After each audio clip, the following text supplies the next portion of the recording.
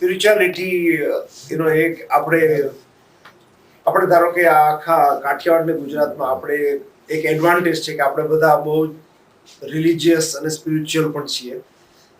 આપણા સંસ્કૃતિમાં જ છે. હું જ્યારે નાનો હતો ત્યારથી જ છે. એટલે એક તો એ હતું જ પહેલેથી કે એના બીજ રોપાયેલા જ હતા.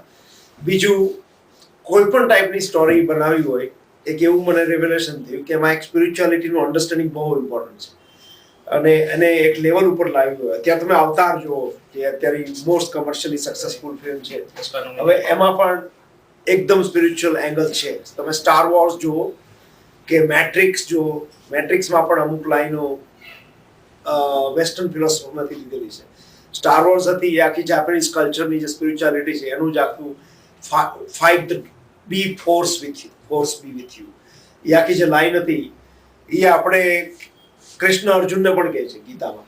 એટલે અલ્ટિમેટલી, કારણ કે જે સારી સ્ટોરીનું આત્મા અને ઇમોશન જોડે રિલેશન છે, એ સ્પિરિચ્યુઆલિટી આગળ વધતી જ નથી. લવ સ્ટોરીમાં સ્પિરિચ્યુઆલિટી હોય એટલે એક મને એમાં ખાસ ઇન્ટરેસ્ટ છે કે સ્પિરિચ્યુઆલિટી જે કહેવાય, પણ સ્પિરિચ્યુઆલિટીનું લોકો કન્ફ્યુઝન ઘણીવાર ધર્મ જોડે કરે, રિલિજન જોડે. એટલે હું એમાં માનતો નથી.